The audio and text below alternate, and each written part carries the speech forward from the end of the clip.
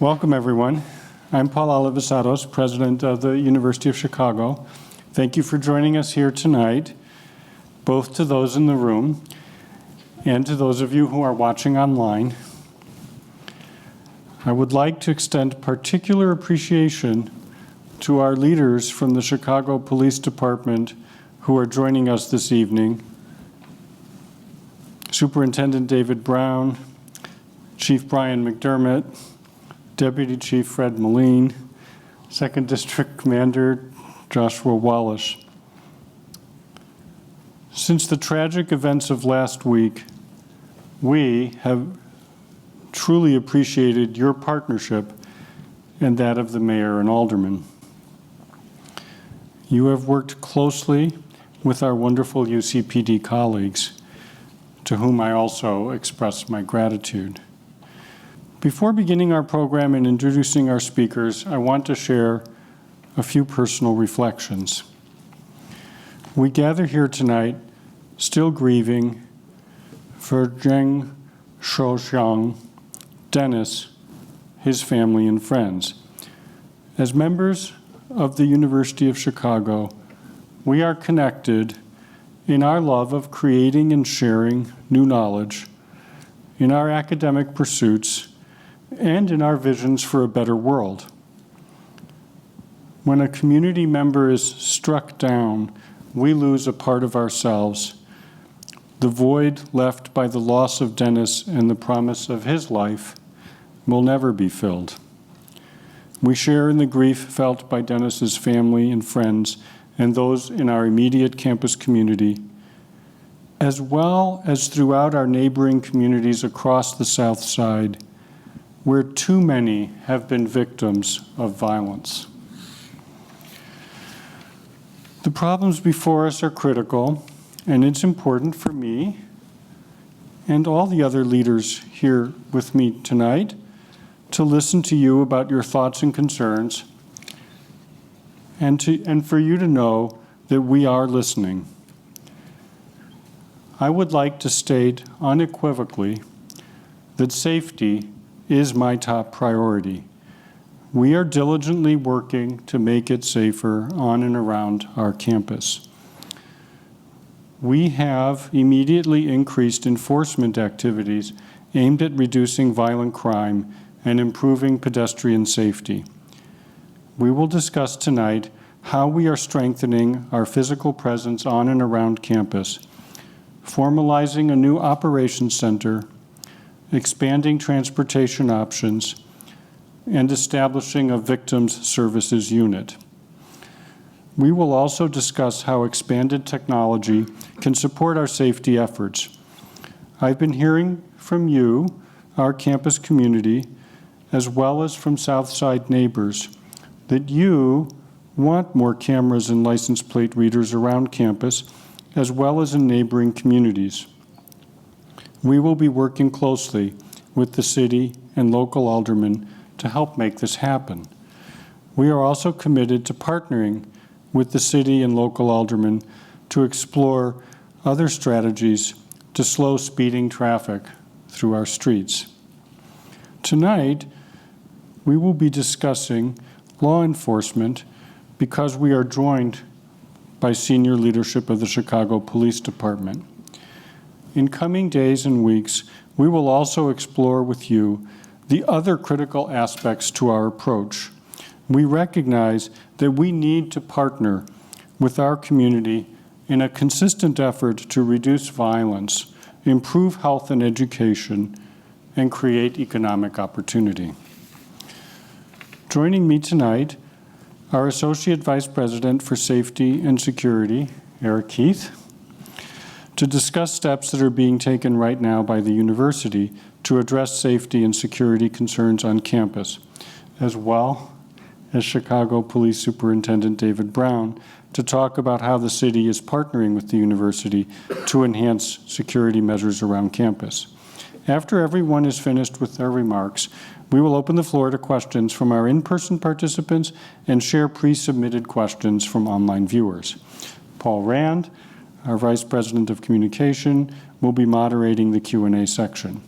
Those who are watching via Zoom can submit their questions via the Q&A feature, and university staff will collect that feedback to share with us after the discussion. Tonight is not the end of a conversation, but the beginning of a larger ongoing dialogue about what the university can and should do to ensure the health and safety of our campus and South Side neighbors in the short, medium, and long term. I'll turn it over now to Eric.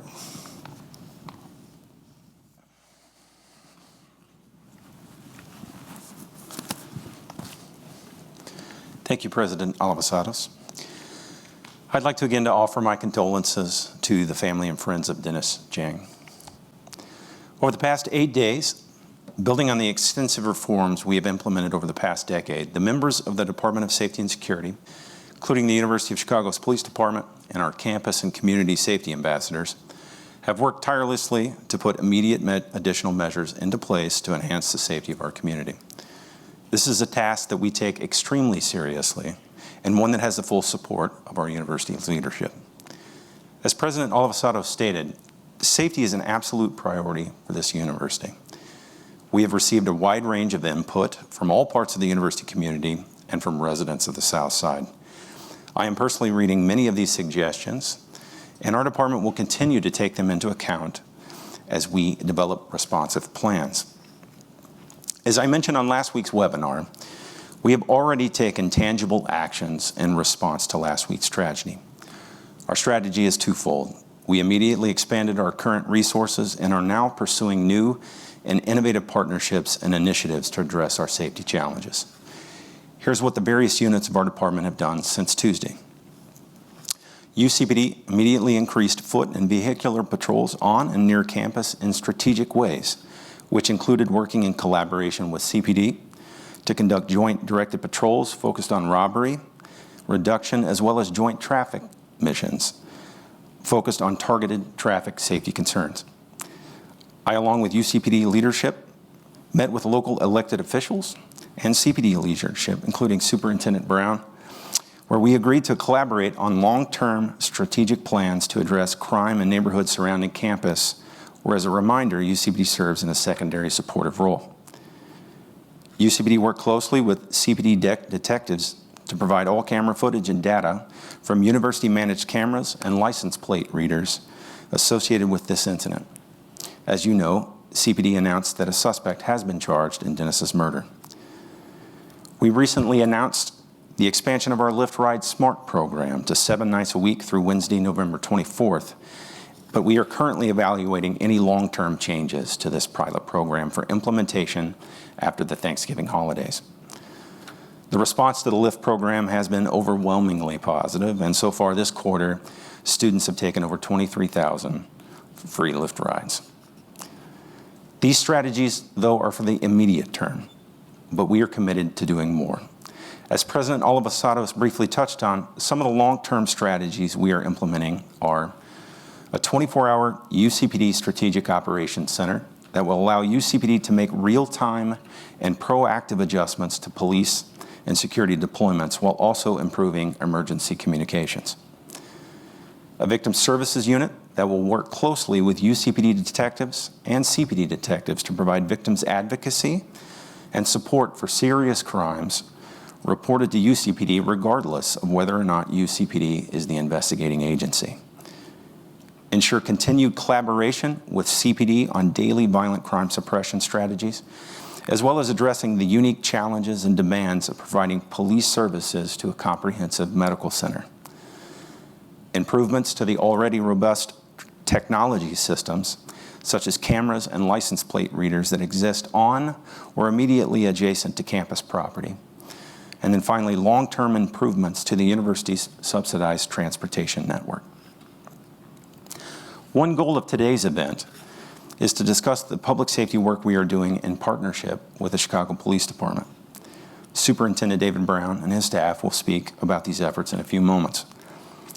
The other major focus on this evening's session is to address many of the questions you have. While we will address as many as we can, please keep in mind that it will not be the only opportunity to ask questions and to give feedback. The feedback process will be ongoing, and there will be future opportunities to have discussions and conversations about these topics. The university will share more details about those conversations in the future. Before I turn it over to Superintendent Brown, I want to continue urging every member of the university community to download and use the UChicago Safe mobile app. It is a convenient way to request a safety escort, contact emergency services, or share your location in real time with a friend or family member as you travel to your destination. You can also find useful safety tips on the recently launched safety page on the university's main website at www.uchicago.edu/safety. Now I would like to turn it over to Superintendent Brown.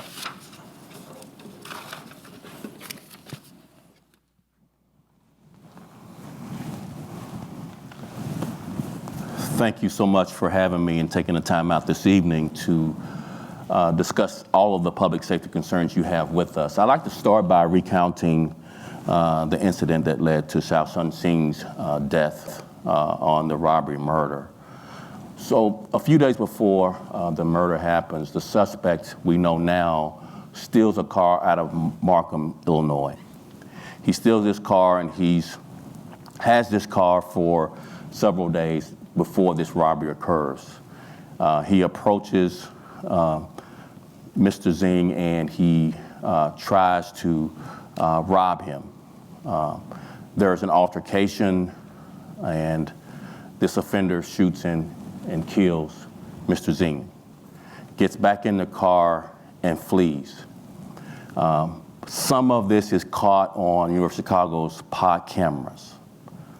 And witnesses give us a license plate number to the car we see on camera.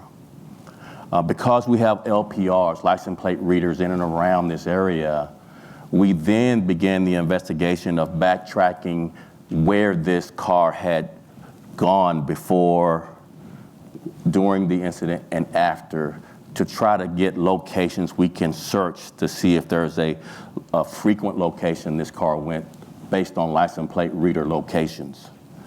We discovered several locations where the car had been for long periods of time based on license plate reader information. Our investigators then do patrols during these locations and actually surveillance of these frequent locations that the license plate reader data shows us the car had frequented. One particular location, our gang investigations is setting on this for several hours, and they see the offenders come out of a location wearing the same clothes we had seen on video during the crime. These are persons of interest we take into custody. Once we do that, we have then 48 hours to charge them or let them go. So the clock starts running from an investigative standpoint once we take these people into custody. There's 2 young juvenile women with the offender we ended up charging and another male. In one of the 4 persons of interest is a fob in their purse of a car matching the car on video where the witness gave us the license plate number. And so now we are looking for the post-LPR locations for the car, because the car is not at the location where we take them into custody. And we subsequently find the car. And we find the car somewhere other than the location where they were, so they dumped the car. And now we're trying to piece together enough evidence where the state's attorney will accept the charges. Ballistic is a key piece of evidence. These offenders have 2 guns on them when they're taken into custody as persons of interest. We expedite the ballistics to see if the guns in possession of the persons of interest match the bullets and the casings found at the scene. They match when ballistics come back, and now we're able to charge about an hour before the 48 hours is up. So if you think about all those moving parts of how we were able to bring some sense of justice to this family, to Mr. Zing's family, technology was a significant aspect of solving this case. If we hadn't had LPRs in the area and across Chicago, we wouldn't have solved this case. If we hadn't had pod cameras on the campus of University of Chicago, we wouldn't have solved this case. If we hadn't had a witness come forward and give us the license plate, we wouldn't have solved this case. When these offenders are in custody, they also have phones on them.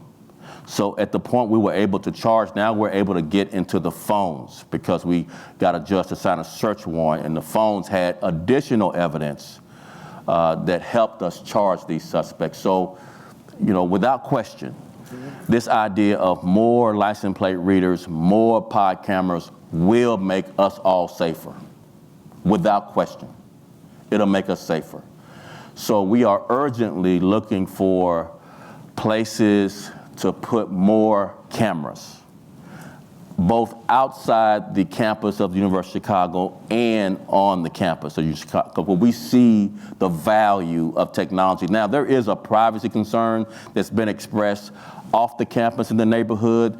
The community has been apprehensive to adding this technology because of their privacy, but we found recently that apprehension is lesser, and so we're proceeding with adding temporary cameras until we're able to get permanent cameras, both pod cameras for video and LPRs, obviously for the reasons I've expressed in how we solve this case.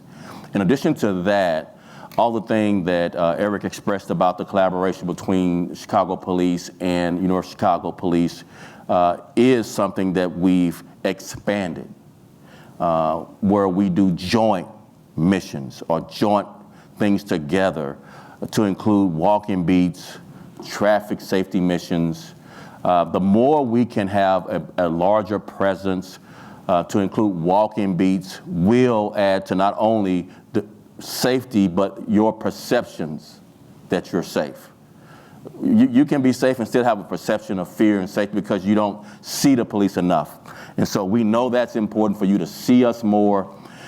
We've added more resources to what is the 2nd District covers the area of University of Chicago and the neighborhood, both Hyde Park, Kenwood, et cetera.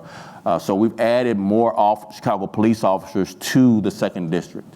We have plans to add even more in the coming weeks as new recruits finish their training and waiting to be assigned to their permanent district. We are adding, on the 11th, we added 6 more officers to the 2nd District, and then at the end of the year, we'll add 10 more, and early next year, we're adding an additional 10.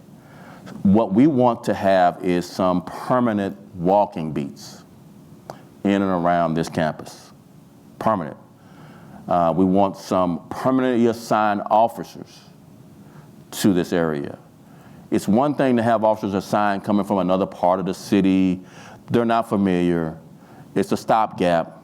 A more aggressive solution is to have officers permanently assigned, both walking and patrolling in cars, so that the familiarity is there and the presence is felt and real. They get out of the car, people know them in the businesses community around here, and people in the community that's on the University of Chicago police staff know these officers.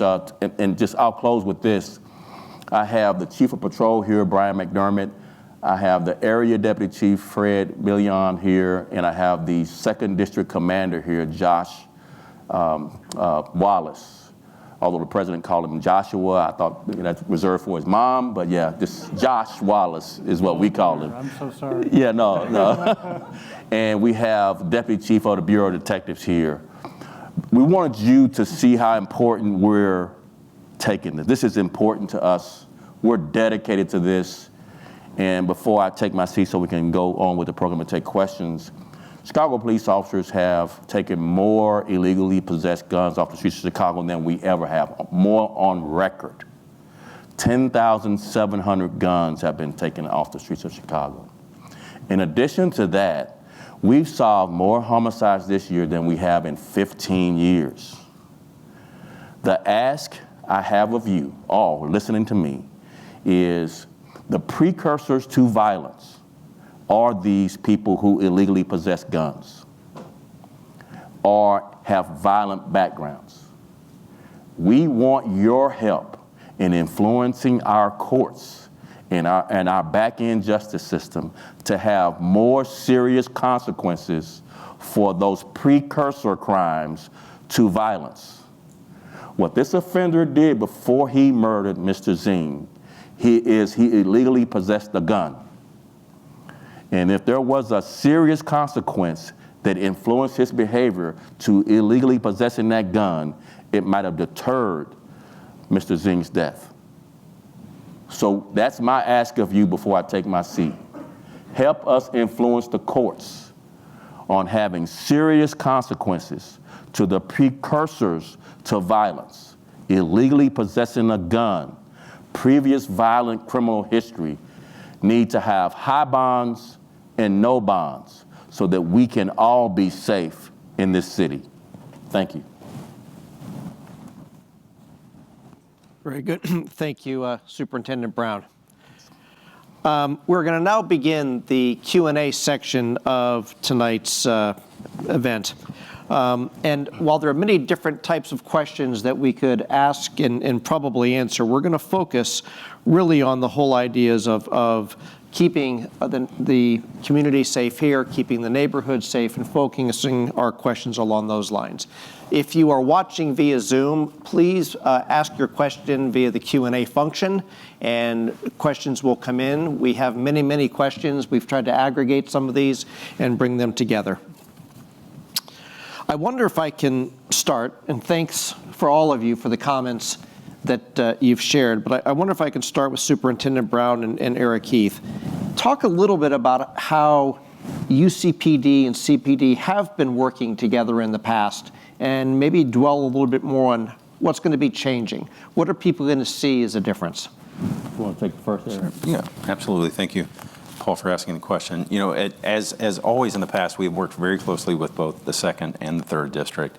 That impacts our community. We have worked closely with those leadership, but also the officers on the street, sharing intelligence, having discussions on an ongoing basis about, you know, the challenges and crime trends that we're facing in this particular area. I think when we talk about what we're doing in the future, the focus needs to be on joint, as Superintendent Brown spoke about, doing things in partnership versus as different agencies trying to share intelligence and trying to do things on the fly, doing it strategically, doing it together, and in a way that people can see us doing it together, because we are partners in this particular part of the community that we're working.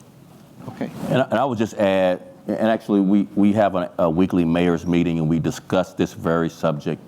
About the university. About the university, collaboration, what can we do together more than what we've done in the past. And one of the things that came up this past Tuesday in that meeting was we have something in policing called roll call. It's like when you come to work, what happened, what's preparing you for the day's shift. The intelligence is discussed. Extra patrols, points of emphasis are discussed. We want to start joint roll calls with University of Chicago so we can start our day focused on the same things. And in addition to that, we want to explore this idea of intelligence sharing. Suspicious behavior is another one of those precursors to incidents happening. Normally, most offenders, they're in that area before they decide to commit a crime. And they look suspicious. Someone might have reported a suspicious car parked just out of place. That kind of information can facilitate safety. And if we share intelligence like that more and make it a formatted thing, not something that we do happenstance. Let's share intelligence on a regular basis, both in roll calls that we can share going forward and as part of an intelligence bulletin that we share across both departments. And those are two kind of high-level things besides the extra patrols, foot patrols, and joint patrols together. But those two pieces, I think, can add to the University of Chicago campus safety and the neighborhood safety. All right, super, thank you. Both of you have talked about increasing of police presence, and you've given some statistics, some numbers. I wonder if I can get you just to talk about those a little bit more. When you say increased police presence, reemphasizing when and how much?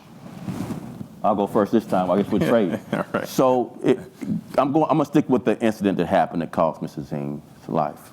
It was broad daylight, brazen. Broad day, not at night, not 2 in the morning, broad daylight. So there's a sense, at least from the way I look at it, that we need to do a lot more in doing the hours of classes, doing active business hour where a lot of people are out, particularly as we come up on the holidays, that we need to increase our presence, and that may include traffic safety missions. And let me make sure I explain what that means. If you're speeding, running stop signs, or running red lights, you'll be stopped and ticketed. Much more. Okay. So traffic safety is safety. So think about this offender. He was in a stolen car. If we had traffic safety missions in and around the campus, could we have stopped him and arrested him for being in a stolen car before he committed a robbery?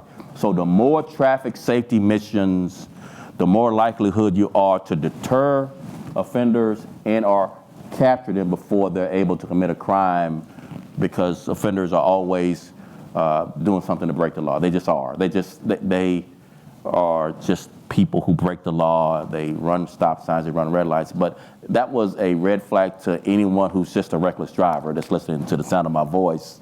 In and around the University of Chicago, you're likely to get stopped because it's going to make us all safer. So if you're obeying the traffic laws, we're going to be constitutional. We're not going to stop people who haven't violated traffic laws. We're not going to racially profile and stop people of color. We're not going to target people because of other reasons other than they broke a traffic law. I just want to reassure people, if you're not breaking a traffic law, you won't be stopped.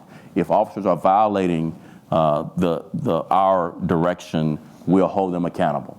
Okay, and there are more officers coming you talked about as well? Yes. Can you repeat that again for me? Sure. More officers coming to the 2nd district. Is the district that covers the campus. So we added 6 recently. We're going to add an additional 10 coming up to the holidays. And then we'll add positions? Permanent positions. Then we'll add an additional 10 first of the year. So more officers dedicated. In the interim, we're taking officers on our citywide teams and assigning them here until those permanent officers are assigned. So a permanent increase in officers. Got it. Permanent increase in officers.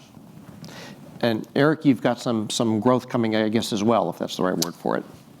Yes, thank you, Paul. It's similar to Superintendent Brown, where we have focused specifically, as a much smaller agency than the Chicago Police Department, we have focused on selective traffic enforcement, robbery missions, using overtime assignments. But, you know, the reality is what we have to focus on is making sure that our beats are consistently covered. So when we talk about additional staffing issues, it is to address the Strategic Operations Center that we're thinking about. It is to also think about how we respond to and provide services to the medical center.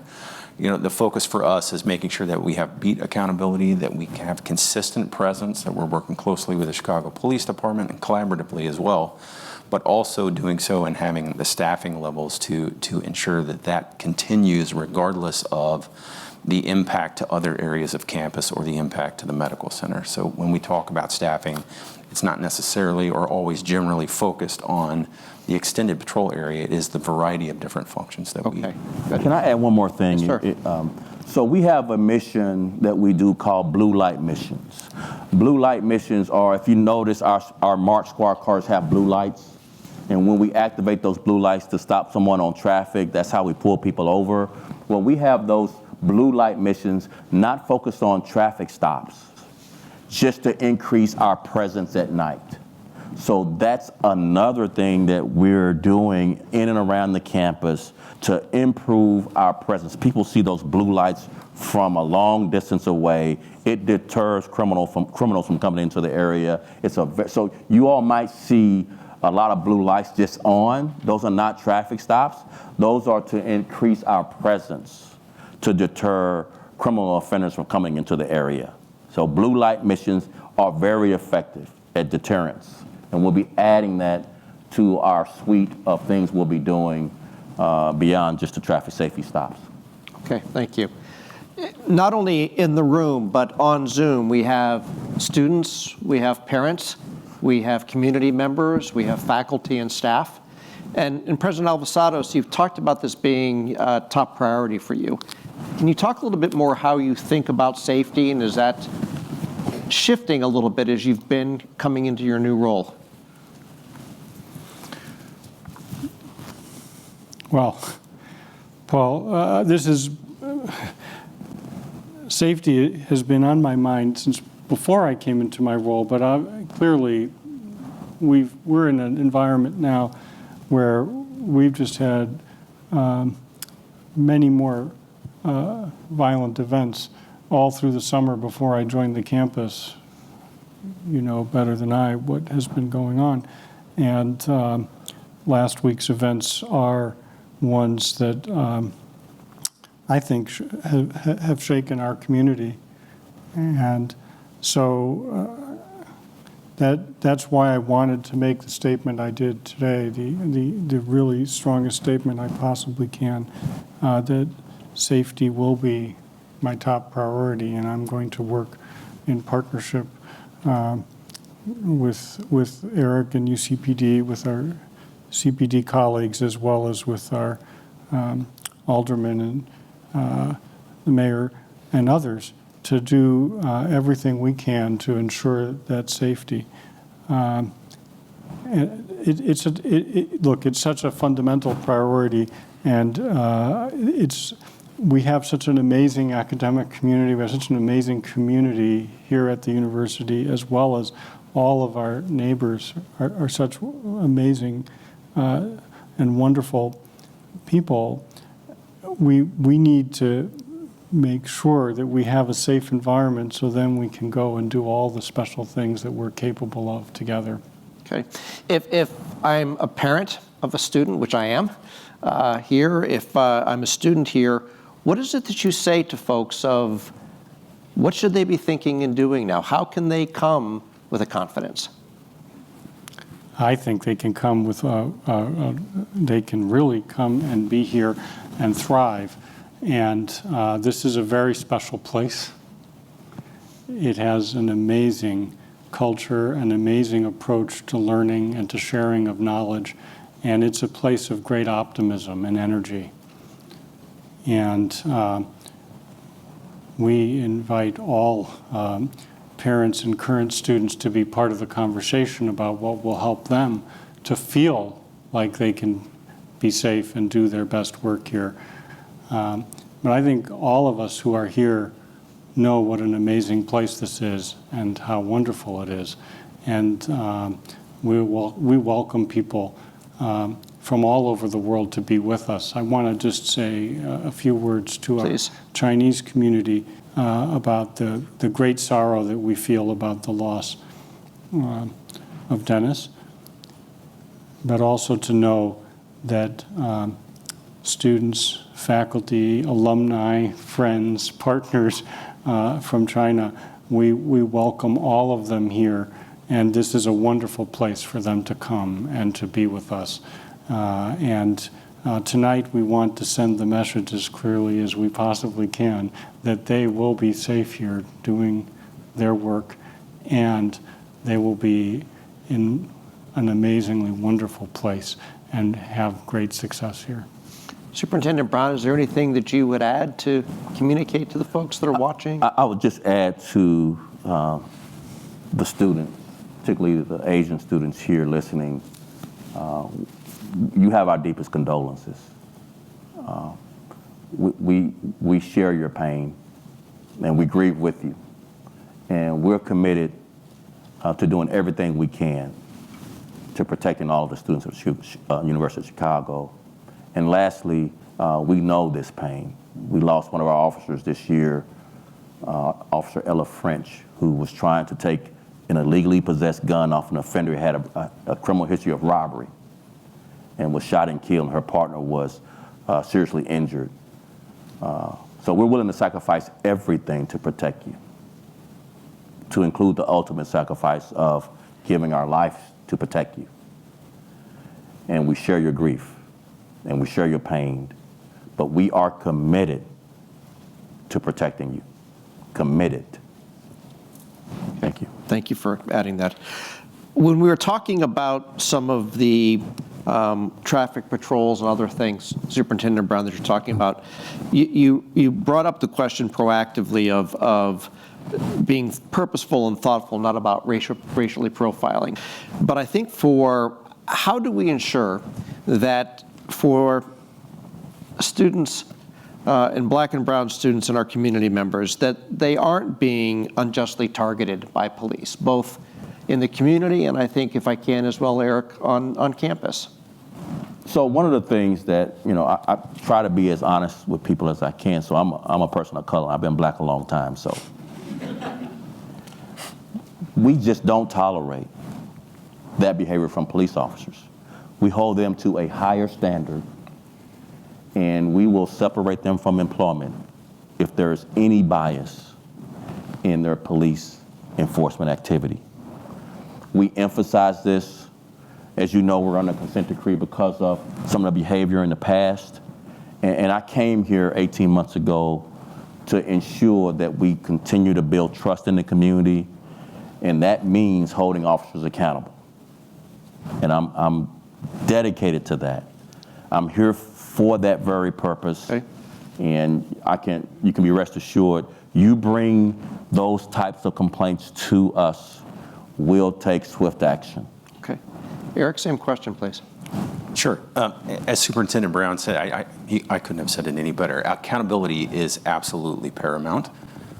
For us as a police department, we also focus, and I know CPD as well, but we focus on education. I thought you were going to say you were a person of color for a long time. No. I was going to do a double take. No, sir. No, sir. Can't claim that one. What I will say is that we focus very much on training, on education of our officers, on our policies and our procedures, specifically around procedural justice. Specifically, when we talk about traffic enforcement, that has come up with us, and we've heard questions and concerns about traffic enforcement. I think what people don't often realize is our traffic enforcement mission, specifically with UCPD, are focused on education and engagement. We actually don't issue a lot of tickets, and for a variety of reasons, and I'm not saying that it's wrong to do so, because that's extremely important in addressing safety and traffic concerns. But the focus for us is about improving pedestrian safety, but doing so in a manner that is bias-free, and then when we have issues, addressing it immediately from an accountability standpoint. Okay, thank you. Thank you, Paul. The discussion you began talking about the case, began as a robbery. Yeah. And there is no shortage, as our questionnaire points out, of instances of robberies that are happening on or around campus. And I'm wondering if you can expand a little bit more about, is something going to change in how you look to both prevent and investigate robberies? Because that seems like a starting place.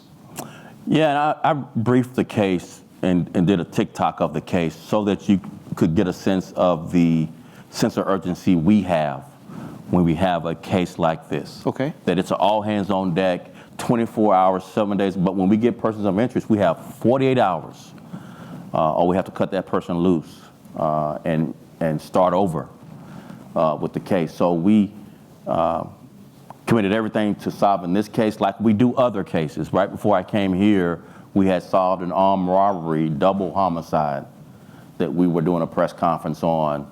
And we had that same time constraint, 48 hours. We knew who they were, got them in custody right away, but we had 48 hours to have enough evidence to charge them. So what's different? We've always had that sense of urgency. Okay. I think what we want to be different is the collaboration with the University of Chicago Police and the Chicago Police.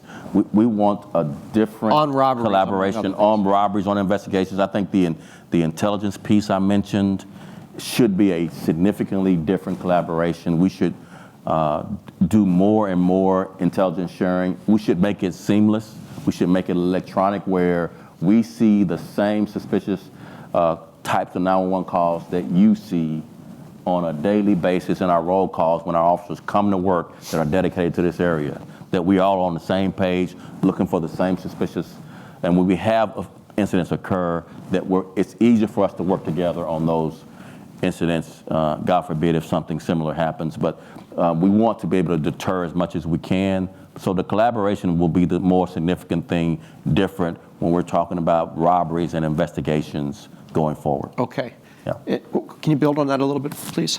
Sure, I would echo the same sentiments. You know, as a police department for UCPD, I'll speak on UCPD's behalf. We have largely been, you know, sharing information after the fact. It needs to be real time. That is the purpose of our operations center that we're really trying to do. And that's a new center, is that right? It will be, yes. 24 hours a day. What do you think is the timing for that? I knew you were going to ask that question, Paul. Over the coming months. It requires okay. staffing. It requires the ability to change kind of the operations that we have in our emergency communication center. But for us, that's a game changer because we have. Can you explain, Eric, why that's going to be, what's going to be really different about it? Yes, absolutely. You know, the difference You're now. getting it from both sides. Keep Yeah, going. he's Thank two you. Pauls. Who am I looking at? Here? We're in stereo. Yeah, the difference now is when we use camera technology and when we use LPR technology, because we do have a lot of it on campus. We use it after the fact. Our investigators are looking after the fact, spending hours looking through camera coverage.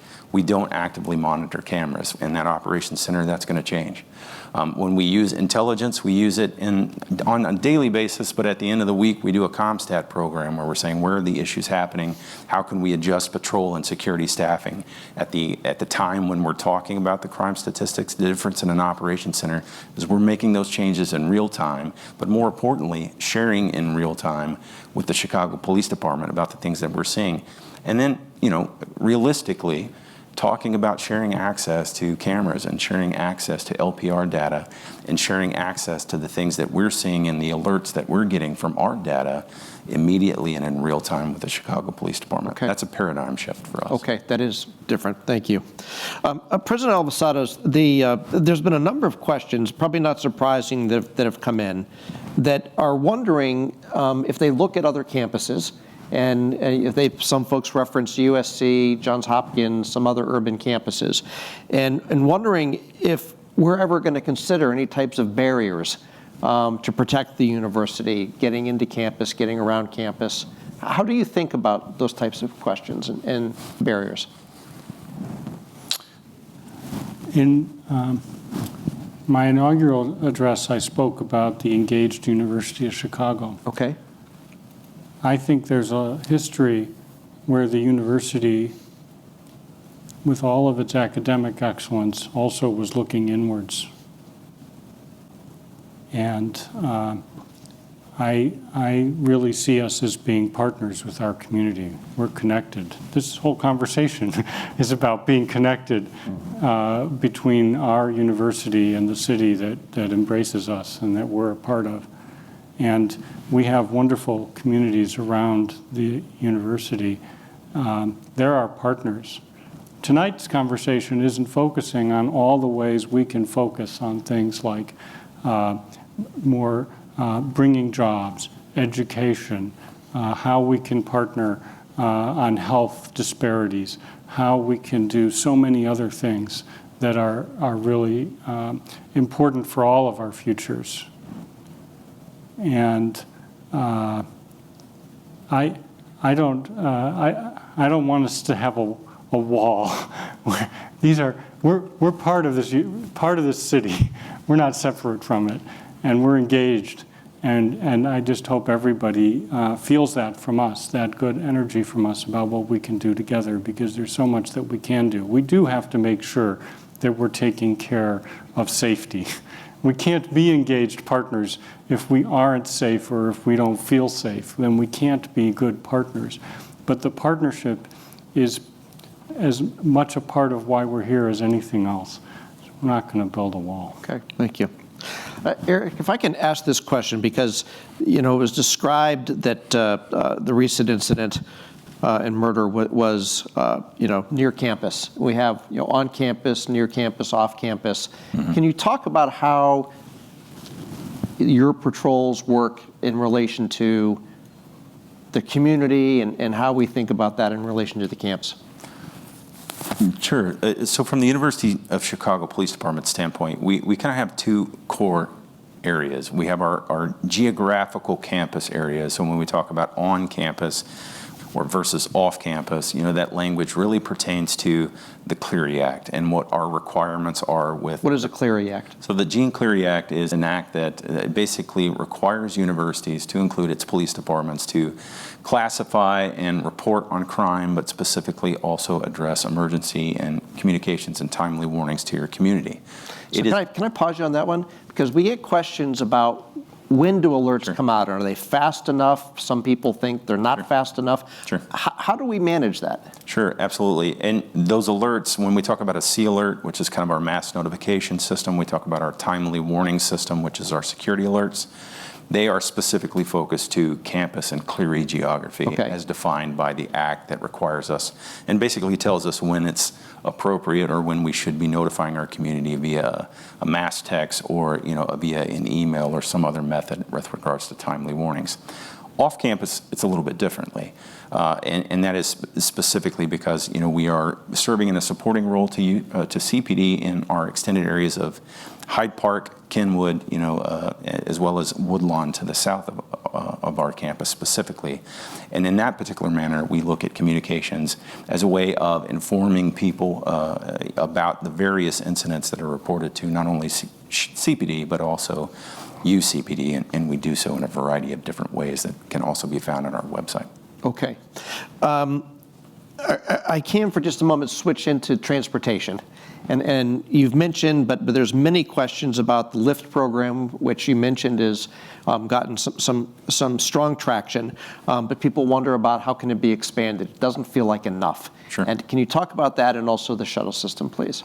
Sure. I think the first thing I want to say is that we are absolutely committed to making changes to transportation and thinking about our transportation infrastructure, differently. I am positive we are going to engage outside experts to take a deep look at our current transportation infrastructure. Our team changes routes, on a weekly, sometimes quarterly basis. We look at different stops, we look at ridership numbers, and a variety of different things that we factor into ongoing and daily changes to our transportation system. So that will absolutely be taken into account, and I've had the opportunity to read a lot of feedback with regards to our transportation. We often get the question about point-to-point service. People want point-to-point service. That is an extremely difficult thing to manage with regards to a major urban institution where we have, at least pre-pandemic, over 1 million riders on our U-Go shuttle systems. So that's kind of why we explored a partnership and a pilot program with Lyft. However, in our conversations with some student groups, as well as the Student Transportation Advisory Board that we work closely with, as well as Lyft themselves, we really wanted to focus in the evening hours, specifically with less traffic congestion, knowing that adding hundreds of Lyft drivers impact that in our local community, but also where Lyft could promise and specifically address the ability to, have the capacity for demand. It's a new program. It is a new program. We're listening to the feedback and learning about how to adjust it along the way. We just made some adjustments just a couple of days ago. That's correct. But just before this event started, I was in the audience sitting with some of our students, and they shared with me their experiences. There are things they'd like us to do a little differently in the LIFT program. Okay, we're going to look at those things, and I think we have to be adaptive here. That's correct. And we're listening, and let's see what's practical. What can we do? You just mentioned the issue, for example, if we expand the hours into earlier hours in the day, what impact is that going to have on traffic? There are parts of the of cities and where there have been experiences where the ride-hailing apps have led to, gridlock in the city because there's just, it doesn't make sense to do point-to-point when you have other kinds of transportation that help relieve congestion. So we have to talk about all those things and put them on the table. But I really do want the students to know that we see a lot of value in the LIFT program. We're going to adapt it over time, and we'll listen to the feedback, try to see what we can do. Okay, good. We got going a few minutes late, so just on record, we'll go until 7:15 local Chicago time, about 10 more minutes to get a few more questions in. I wonder, Superintendent Brown, if I can get very practical with you here, and As you think about it, advice, and Eric, if you can answer some of the same questions. People come here from all over the world. They have different experiences of knowing what it's like to live in an urban environment, or how to handle, the concept of protecting themselves. What can individuals do to prevent crime? What happens if they're being robbed? What increases their chances of making it out safely? So one of the things that we share, and it's a prevention message that we've done throughout the years in law enforcement. Number one, obviously be aware of your surroundings. Prepare for your route, your where you're leaving from, where you're going. If it's at night, try to walk that route in lighted areas. Try to, as much as you can, sometimes you can't, but as much as you can, travel in pairs or in larger groups of 4 or 5. Always do this, and I have a 15-year-old daughter. Let someone know where you're going, when you're going. We all want our independence, but a roommate or a friend, I'm going to be here during these hours. Just because someone's aware, maybe they'll check to see if you made it, check to see if you're okay. There's nothing wrong with that. In addition, if you're being accosted or robbed or some theft of your backpack or whatever, cooperate. What does that mean? That means people first, sometimes your first reaction is to get into a struggle with someone, but if someone's armed, that struggle can escalate to violence that might not otherwise occur. That's not victim shaming. I'm just trying to give the best advice I can for you to survive. We want you here. Yep. We think about Mr. Zing. They pawned his items in his backpack for $100. $100. I'd rather have Mr. Zing and all of these students here. Let them have your backpack.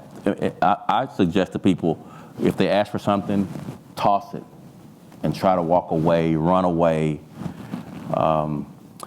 seek cover, shelter, get behind something as quick as you can.